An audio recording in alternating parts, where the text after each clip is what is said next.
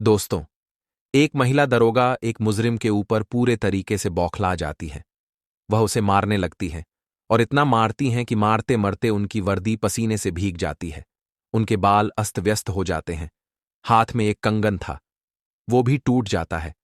लेकिन वो मुजरिम अपना जुर्म कबूल नहीं करता है, क्योंकि उसे पता था कि अगर एक बार वो अपना जुर्म कबूल कर लेगा तो उसकी जिंदगी बर्बाद हो जाएगी। और इधर जो दरोगा मैडम थी, उनके ऊपर भी इस केस को सॉल्व करने का बहुत बड़ा दबाव होता है। बहुत इधर उधर से फोन आते हैं। लेकिन दोस्तों, 3 दिनों तक वह साम दाम दंड भेद सब अपना लेती है। वह मुजरिम टूटता नहीं है। और मामला जो है, एक लड़की से जुड़ा हुआ मामला था। एक लड़की को गायब कर दिया गया था, जिसके पेट में बच्चा भी होता है। तो दोस्तों, एक बहुत ही अद्भुत कहानी। आइए जानते हैं पूरी कहानी इस वीडियो में। लेकिन वीडियो में आगे बढ़ने से पहले बस वही रिक्वेस्ट कि वीडियो को लाइक कर दीजिए, चैनल को भी सब्सक्राइब कर लीजिए, ताकि मेरा हौसला बढ़ता रहे। दोस्तों, यह कहानी है बिहार के जिले की एक लड़की, जिसका नाम बबली होता है। वह रहस्यमय तरीके से एक दिन गायब हो जाती है। अब जब उसके माता पिता होते हैं, वह भागे भागे थाने आते हैं और एक लड़के के नाम कंप्लेन दर्ज करवाते हैं। उस लड़के का नाम सौरभ होता है। वह कहते हैं कि सौरभ ने ही उनके बेटी को बहला फुसलाकर कहीं ले गया है और उसने उसकी जान ले ली है, क्योंकि वह उसके बच्चे की मां बनने वाली थी। अब दोस्तों, इसके बाद जो है, सौरभ को पुलिस उठा लेती है और उससे पूछताछ करती है। कहती है कि पता लड़की कहां पर है। सौरभ कहता है, मुझे नहीं पता। अब दोस्तों, इस केस की चार्ज जो है एक नई नबली जो महिला दरोगा होती हैं, जिनका नाम पूनम होता है। दोस्तों, यहां पर उन महिला दरोगा का नाम बदल दिया गया है। तो जो पूनम होती हैं, वह उनकी नई नई पोस्टिंग हुई होती है। 25-16 साल की वह महिला होती हैं और उनको इस केस की जिम्मेदारी दी जाती है और सौरभ को उनके हवाले कर दिया जाता है। और उनके ऊपर कभी इनका फोन, कभी उनका फोन, तमाम फोन आने लगते हैं कि कैसे भी करके उस लड़की को ढूंढो, कैसे भी करके जो आरोपी है उसको सजा दिलवाओ। अब दोस्तों, 2022 मई का महीना था।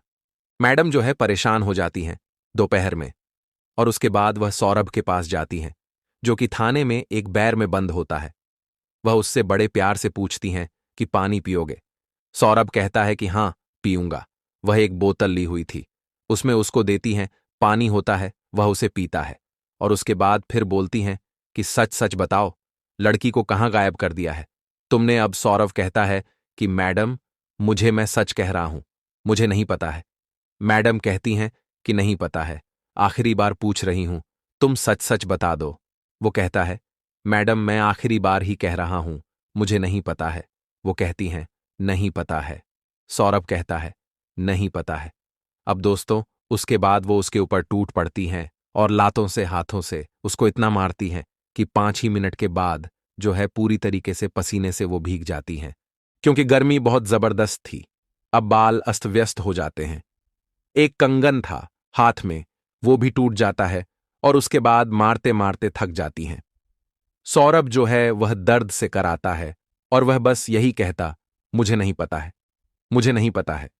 उसके बाद वह कहती हैं कि शाम तक सबूत आ जाता है, फिर मैं तुझे देखती हूं तेरा वह हाल करूंगी कि तू सपने में भी नहीं सोचा होगा।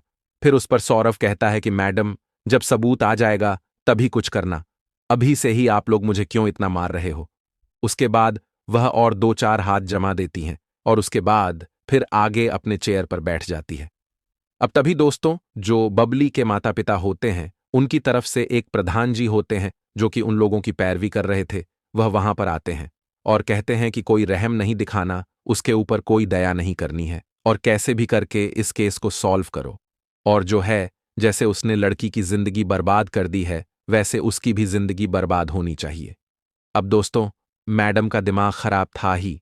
उन्होंने प्रधान जी से कहा कि आपको कैसे पता कि उस लड़की की जिंदगी बर्बाद हो चुकी है। अब दोस्तों, जो प्रधान जी थे वह कहते हैं कि मुझे आप सिखा रही हो, इतने दिन से वह लड़की गायब है, पता नहीं उसके साथ क्या हुआ होगा, और आप कह रही हो कि मुझे कैसे पता। तो कह रही नहीं, मेरा कहने का मतलब यह है कि आपने कहा कि उस लड़की की जिंदगी बर्बाद हो गई है, तो मैंने सोचा चलो आपको ही कुछ पता है, होगा आपसे ही जानकारी लेकर और फिर छानबीन करते हैं। तो उन्होंने कहा कि मैं सब समझ रहा हूं, और अगर 3 दिन में यह केस नहीं सॉल्व हुआ तो हम थाने का गिराव करेंगे, एसपी के पास जाएंगे। उसके बाद दोस्तों, वह वहां पर से भौकाल जमाकर चले जाते हैं और उसके बाद वह परेशान हो जाती हैं। किसी और का फोन आ जाता है। अब वह सबूत आने का इंतजार कर रही थी, जो कि शाम तक आना था। तभी जो है सौरभ के माता पिता आ जाते हैं और मैडम के सामने हाथ जोड़ते हैं। कहते हैं, मैडम, हम हाथ जोड़ते हैं। मेरे बेटे ने कुछ नहीं किया है। उन्होंने बोला कि आपको कैसे पता है? फिर क्यों जो है इसके नाम ये कंप्लेंट किया गया है? तो उसके माता पिता कहते हैं कि मैडम, जो मेरा बेटा था पढ़ने में बहुत तेज था, बस उसकी नौकरी लगने ही वाली है, और जो है उससे जलने वालों ने यही सब किया है कि उसके ऊपर दाग लगाना चाहते हैं कि ताकि उसका करियर बर्बाद हो जाए, वह जो है उसकी नौकरी ना लग पाए। फिर मैडम कहती हैं कि चलो ठीक है, फिर तुम ही लोग बता दो कि आखिर लड़की कहाँ गई, किसने उसको गायब किया है? तो उसके माता पिता कहते हैं, यह हम नहीं जानते हैं कि कहाँ गई, लेकिन इसने कुछ नहीं किया है। अब दोस्तों, तभी जो है उनके सामने जो सौरभ था उसके फोन का पूरा कॉल डिटेल्स आ जाता है, और फिर वह देखती हैं कि वह बबली से दिन में 3 बार 4 बार बात किया करता था। अब मैडम जो है कहती हैं कि देखो, ये है तुम्हारे बेटे की करतूत, और इसी ने ही कुछ किया है। तुम लोग भी जानते हो, और इसीलिए आप लोग उसे बचा रहे हो, छुपा रहे हो। कोई बचेगा नहीं। आखिर 4 4 बार वह दिन भर में बात क्यों करता था? अब उसके माता पिता सुनते हैं, वो भी चौंक जाते हैं। कहते हैं, मैडम, हम सच कह रहे हैं, हमको कुछ नहीं पता है। लेकिन फिर मैडम कहती हैं कि गुनाह इसी ने ही किया होगा, आखिर क्यों बात करता था? फिर दोस्तों, धीरे से 10,000 निकालते हैं और उसके माता पिता जो है वह पूनम मैडम को देते हैं और कहते हैं कि मैडम देख लेना, बच्चे की जिंदगी की सवाल है, बर्बाद हो जाएगी। इसकी जिंदगी हो सकता है कि बच्चों ने कुछ गलती कर ही दिया हो, बस आपके ही हाथ में है सब कुछ। तो वह कहती हैं कि ये पैसे अपने पास रखो, अगर इसने गुनाह किया होगा तो कितना भी पैसा लगा दोगे, ये बचेगा नहीं। और अगर गुनाह नहीं किया है तो तुम ये पैसे क्यों दे रहे हो? उसके बाद वह बौखला जाती हैं, कहती हैं, बस अब आप लोग भी यहां से चले जाइए, हमको अपना काम करने ने दीजिए। दोस्तों, वह लोग वहां से चले जाते हैं। तभी जो है अब वो अपने सीनियर से बात करती हैं, इस केस के सिलसिले में परेशान रहती हैं। अब उसके बाद जो है वह पूरा उसका वह पर्चा देखती हैं जिस पर वह ब्यौरा आया हुआ था उसके बातचीत का। उसके बाद फिर वो जाती है थाने के पीछे जो बैरक बना था जिसमें सौरभ बंद हुआ था, उसका रुख करती हैं। जब उसके पास जाती हैं तो देखती हैं कि 2 कांस्टेबल उसको पीटे जा रहे हैं, उसकी पिटाई कर रहे हैं। अब दूर देखती हैं तो उनको बोलती हैं कि ये क्या कर रहे हो, आप लोग क्यों मार रहे हो इसको? इतना तो अब कहते हैं कि यह बड़ा शातिर है और ये कुछ भी नहीं बता रहा है, और जो है अभी कहाँ मार रहे हैं, अभी तो इसकी आरती उतार रहे हैं, अभी तो मारना बाकी है। मैडम कहती हैं कि यह जिम्मेदारी है, मेरी है, मुझे पूछना है मुझे क्या करना है, ये मैं जानती हूं, और आप लोग यहां से जाओ। क्यों मार रहे हो आप लोग इसको? दोस्तों, उसके बाद जो है वो दोनों कांस्टेबल जो है चले आते हैं। अब जाहिर सी बात है, किसी के कहने पर ही वो अपना काम कर रहे थे। उसके बाद जब कांस्टेबल चले आते हैं फिर वो जाकर बैठती हैं और बड़े प्यार से उससे कहती हैं कि देखो, आखिरी बार पूछ रही हूं, टाइम वेस्ट करने की जरूरत नहीं है, सारा सबूत आ चुका है। ये तुम्हारा जो है फोन की सारी डिटेल्स है। तुम 4 4 बार उस लड़की से दिन में क्या बात करते थे, क्या जरूरत थी? आखिर सच सच बता दो, तुम्हारा उससे क्या मतलब था? सौरभ कहता है कि मैडम, मैं बात तो जरूर करता था उससे, लेकिन मतलब मेरा नहीं था, मतलब उसी का था, बबली का ही था। अब मैडम कहती हैं क्या मतलब? उसका क्या मतलब था? अब दोस्तों, उसके बाद सौरभ जो कहता है उसे सुनकर मैडम के पैरों तले जमीन खिसक जाती है, वह चौंक जाती है। सौरभ कहता है कि मैडम, वह जो लड़की है बबली है, उसका जो है प्रधान का जो लड़का है विक्की, उसके साथ उसका अफेयर था। उसने जो है उसे का झांसा देकर उसके साथ जो भी कुछ करना था वह सब किया, और वह उसके बच्चे की मां बनने वाली थी। अब जब यह बात बबली ने बिक्की को बताई तो बक्की जो है उसे धमकी देने लगा और उससे कहा कि तुम मेरे रास्ते से हट जाओ, वरना मुझसे बुरा कोई नहीं होगा। और वह जो है फिर कहने लगा कि तुमको भी खत्म कर देंगे, तुम्हारे माँ बाप को भी नहीं छोड़ेंगे, इसलिए भलाई इसी में है कि तुम हमारे रास्ते से हट जाओ। फिर ने कहा, फिर क्या हुआ? सौरभ कहता है कि फिर उसे किसी ऐसे को पकड़ना था कि जिससे वह रिश्ता बना सके और जिसको यह कह सके कि यह जो है बच्चा जो है वह इनका है। तो इसीलिए उसने मुझसे बातचीत करनी शुरू की। मैं समझ नहीं पाया, मुझसे प्यारी प्यारी बातें करने लगी, और जैसे ही 2 4 दिन बीता तो उसने एक दिन अपने घर पर मुझे मिलने के लिए बुलाया। मैं उसके घर पर चला गया। वहां पर कोई नहीं था। हम दोनों 2 मिनट बातचीत किए और उसके बाद ही वह मुझसे रिश्ता बनाने की बात करने लगी। मैं जो है उसे मना करने लगा। मैंने बोला, इतनी भी क्या जल्दी है? लेकिन वह जो है मुझे कस्में और वादे यह सब का हवाला देते हुए बोली कि तुम मुझसे प्यार नहीं करती हो, इसीलिए तुम मना कर रहे हो। लेकिन मैं जो है उसे टाल रहा और फिर वह कहने लगी कि मैं तुम्हें फंसा दूंगी अगर तुमने रिश्ता नहीं बनाया। तो फिर मैं सोचने लगा कि अगर यह इस बनाने के लिए इतना फोर्स कर रही है तो अगर रिश्ता बन जाएगा तो उसके बाद यह पता नहीं क्या करेगी, क्या इसके दिमाग में चल रहा है। मैं जो है किसी तरीके से वहां से बोला कि अच्छा ठीक है, मैं कल आता हूं, और उसके बाद मैं वहां से निकल आया। उसके बाद जब मैं घर आया और उसने मुझे फोन किया तो उसने बोली कि तुम मुझे प्यार नहीं करते, किसी और से प्यार करते हो, इसीलिए तुम जो है मुझे छोड़कर चले गए। लेकिन मैं सोच रहा था कि आखिर कोई लड़की ऐसा क्यों करेगी। फिर मैं समझ गया कि हो सकता है कि आखिर कोई लड़की ऐसा क्यों करेगी। फिर मैं समझ गया कि हो सकता है उसके ऊपर कोई बहुत बड़ी मुसीबत हो, वह किसी बहुत बड़े प्रॉब्लम में फंसी हुई हो, और इसीलिए मैंने जो है उससे रात को बात करने के लिए कहा।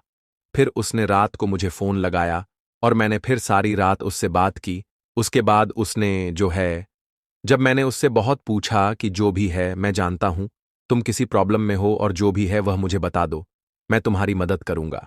देखो मैं पढ़ा लिखा हूं और किसी भी प्रकार की सहायता की जरूरत होगी तो मैं तुम्हें वह दे सकता हूं। तब उसने जो है मुझे सारी बात बताई कि मैं ऐसे ऐसे फंस चुकी हूं और विक्की ने ऐसे ऐसे किया है मेरे साथ। तो फिर मैंने बोला कि ठीक है, मैं जो है तुम्हारी मदद करूंगा, मैं विक्की से जाकर बात करूंगा। विक्की जो है दूसरे गांव का रहने वाला था, प्रधान जी का लड़का है, उनका दबदबा है, सब लोग जानते हैं, हर कोई उनसे डरता है। लेकिन मैं जाकर जब विक्की से बात किया तो विक्की ने जो है मुझे उल्टा सीधा कहने लगा।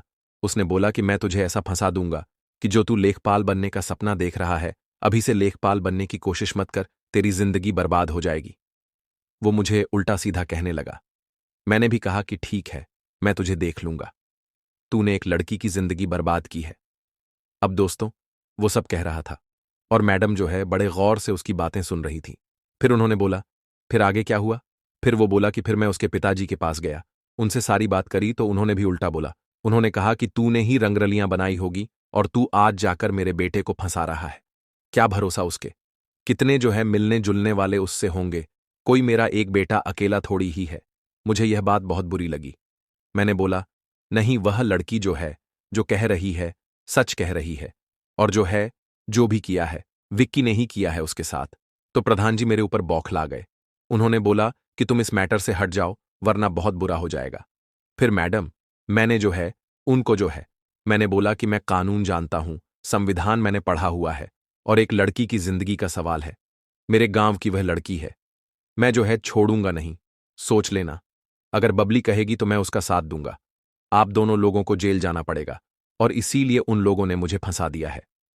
अब दोस्तों, मैडम जब यह बात सुनी तो उन्होंने बोली, चलो ठीक है, तुम्हारे बात पर अगर यह न मान भी लूं तो उस लड़की के माता पिता ने तुम्हारे नाम ही एफआईआर क्यों करवाया, तुम्हारे नाम से ही वह कंप्लेंट क्यों कर रहे हैं? अब उसने बोला कि इस बात का मुझे नहीं पता कि वो लोग मुझे क्यों कर रहे हैं। तो उन्होंने कहा, क्या उसके माता पिता से तुम्हारी इस बारे में बात हुई थी कि उसके साथ जो भी कुछ हुआ है वो प्रधान जी के लड़के ने किया है? तो उसने बोला कि नहीं, इस बारे मेरी कोई बात नहीं हुई, क्योंकि उसने हाथ जोड़ के मुझसे विनती करी थी कि ये बात किसी को मत बताना वरना मैं कुछ कर जाऊंगी, इसीलिए मैंने किसी से नहीं बताया। फिर उन्होंने बोला, क्या उसने अपने माता पिता से बताया इस बात को? तो उसने बोला कि मुझे यह नहीं पता कि उसने अपने माँ बाप से बताया कि नहीं बताया। फिर वो बोले, यह बताओ कि लड़की फिर कहाँ गई? सौरभ ने बोला कि यही तो मुझे भी पता नहीं, समझ में आ रहा है कि आखिर वह गई तो कहाँ गई। अब जो भी हो उन्हीं लोगों का हाथ उसमें हो सकता है। अब दोस्तों, इतना कहते ही वह जो है रोने लगता है, उसके बाद बेहोश हो जाता आता है, क्योंकि एक तो गर्मी बहुत ज्यादा थी और दूसरी बात यह थी कि उसको इतना मार दिए थे वह जो दोनों कांस्टेबल लोग थे कि वह जो है उसकी हालत बेहाल हो गई थी एकदम। अब दोस्तों बेहोश हो जाता है, थाने में हड़क मच जाता है कि एक जो है बंदी गृह में एक जो बंदी था वह बेहोश हो गया है। अब दोस्तों उसके बाद उसको आनन फानन में लोग हॉस्पिटल लेकर जाते हैं, वहां पर उसको डिहाइड्रेशन हो गया था, हॉस्पिटल में एडमिट किया जाता है, उसको ग्लूकोज वगैरह चढ़ने लगता है। तभी वहां पर प्रधान जी पहुंचते हैं और जो बबली के माता पिता वह भी पहुंचते हैं और जो सौरभ के माता पिता हैं वह भी रोते बिलखते हुए पहुंचते हैं। अब जब प्रधान जी वहां पहुंचते हैं तो मैडम से कहते हैं कि क्यों लेकर आ गई तुम इसको हॉस्पिटल? अरे, मर जाने देना था इसको। तो मैडम ने कहा कि प्रधान जी, अगर ये मर जाता तो उस लड़की के साथ इंसाफ कैसे होता? कौन बताता कि वो लड़की आखिर है कहां पर? तो प्रधान जी ने कहा कि इसका मर जाना ही उस लड़की के साथ इंसाफ हो जाता। अब दोस्तों, जब मैडम ये बात सुनती हैं तो कहती हैं कि अगर ये मर जाएगा तो ना जाने कितने लोग फंस जाएंगे, हम लोग भी तो फंस जाएंगे। तो प्रधान जी कहते हैं फिर तुम सेवा करती रहो इसकी। और उसके बाद फिर वो कहते हैं कि अगर 2,000 की जरूरत हो, काम आपसे ना हो रहा हो तो वो भी बताओ, हम व्यवस्था कर देते हैं। और इतना जो है लेट लतीफ हमको नहीं चाहिए, जबकि सारा मामला साफ है। अब दोस्तों, जो मैडम कहती हैं वो कहती हैं कि हां ठीक है, मामला साफ है, लेकिन जो भी कुछ होगा का कानून के दायरे में ही रहकर होगा। आप परेशान मत होइए दोस्तों। उसके बाद जो है प्रधान वहां से चले जाते हैं और इधर जो है उसके जो माता पिता सौरभ के होते हैं वह उसका हाल चाल लेते हैं। उनको भी वहां से हटा दिया जाता है।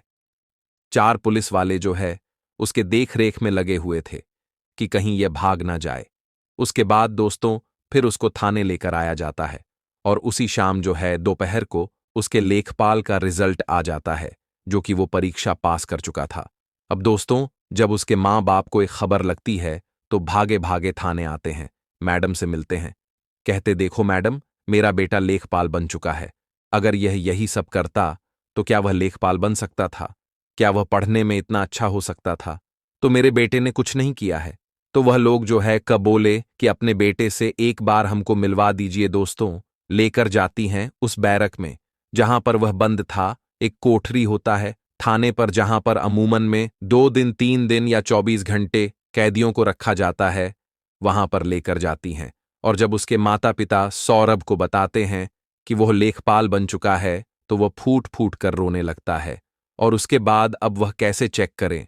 तो मैडम के ही मोबाइल में वो अपना रिजल्ट चेक करता है और उसके बाद जो है मैडम भी उसे दबी जुबान में बधाई देती हैं। और उसके बाद फिर जो है वह आती हैं थाने में और सारा कुछ वो मामला समझती हैं। उसके बाद फिर वह बबली के माता पिता के पास फोन करती हैं। कहती हैं एक काम करो, आप लोग थाने आ जाओ, कुछ जरूरी बात करनी है। उसके माता पिता कहते हैं कि ठीक है, हम प्रधान जी को लेकर अभी आते हैं। तो उन्होंने बोला कि नहीं, प्रधान जी को लाने की जरूरत नहीं है। प्रधान जी तो ऑलरेडी यहां पर बैठे हुए हैं और वही आप लोगों को बुला रहे हैं, उनसे बात करने की जरूरत नहीं है। अब दोस्तों, जो उसके माता पिता भागे भागे थाने पर आते हैं, कहते हैं प्रधान जी कहां पर हैं?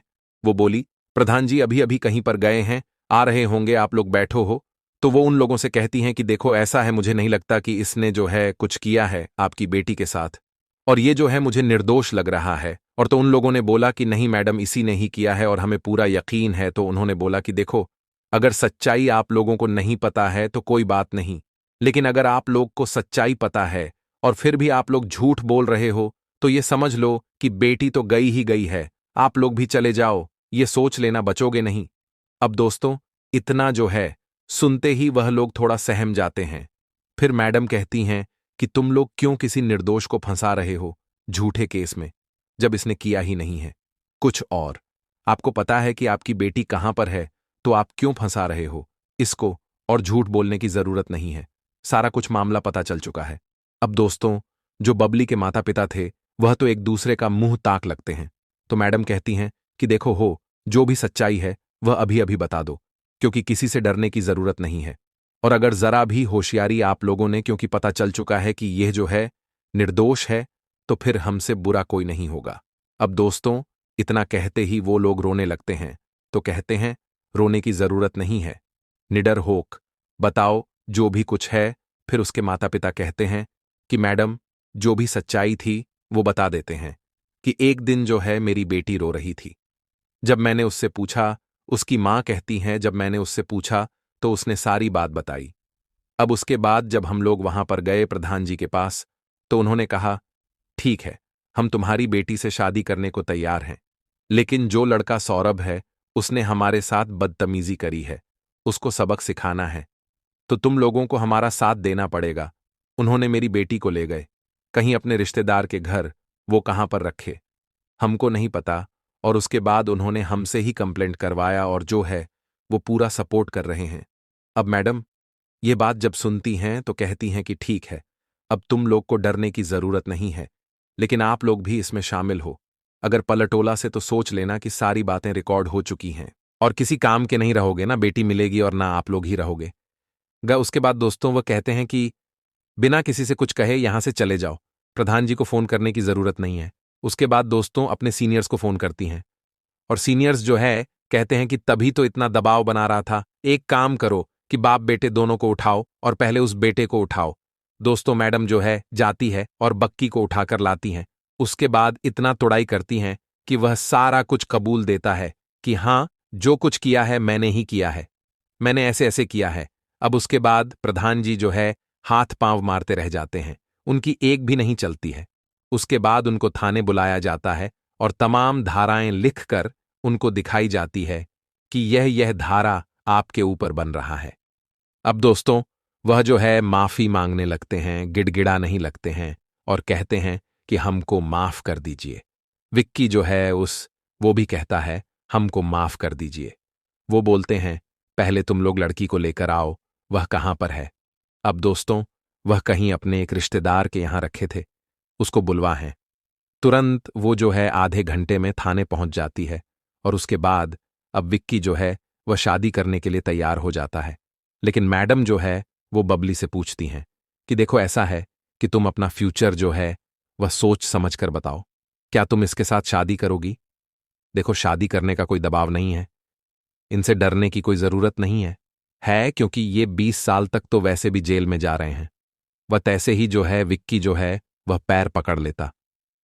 बबली का कहता है बबली मुझे माफ कर दो, बचा लो, और मैंने ही तुम्हारे प्यार को नहीं समझा, क्योंकि वह जानता था कि इसी के हाथ में है कि या तो वह 20 साल के लिए जेल में जाएंगे या फिर उन्हें एक नई जिंदगी मिलेगी। तो वह कहता है बबली मुझे माफ कर दो। उसके हाथ पैर जोड़ने लगता है। प्रधान जी भी हाथ पैर जोड़ने लगते हैं सबके। तो बबली जो है वो कहती है कि हां मुझे जो है शादी करनी है। दोस्तों उसके बाद जो है वहां से मामला रफा दफा होकर वो लोग घर आते हैं और मैडम जो होती हैं पूनम, मैडम दरोगा मैडम, वो फिर सौरभ से कहती हैं कि लेखपाल साहब हमको माफ कर दीजिए, हमने आपको बड़ी तकलीफ दी। तो लेखपाल जी कहते हैं कि मैडम आप भी तो अपना ही ड्यूटी कर रही थी, लेकिन आप जब मार रही थी तो इतनी तकलीफ नहीं हो रही थी, लेकिन वो दोनों जो है हमको तोड़कर रख दिए। अब दोस्तों इस पर जो है वह मुस्कुरा देता है। मैडम जो है अफसोस जाहिर करती हैं, कहती हैं कि सौरभ जी और जो है आप तकलीफ मत दीजिए दोस्तों। उसके बाद जो है वह कहती हैं कि आपके इसी क्यूटनेस पर हमको आपसे प्यार हो गया है। दोस्तों उसके बाद दोनों में बातचीत चलती रहती है। वह अपना ड्यूटी करता है और मैडम अपनी ड्यूटी करती हैं और दोनों में रोज 2-4 बार बातचीत होती रही। तो दोस्तों ये रही कहानी, आपको कैसी लगी कमेंट करके जरूर बताएं, और जरा भी अच्छी लगी हो तो लाइक नहीं की है तो वीडियो को लाइक कर दीजिए, चैनल को सब्सक्राइब कर लीजिए। इसी प्रकार की कहानियों के लिए फिर मिलेंगे अगले वीडियो में, तब तक के लिए जय हिंद।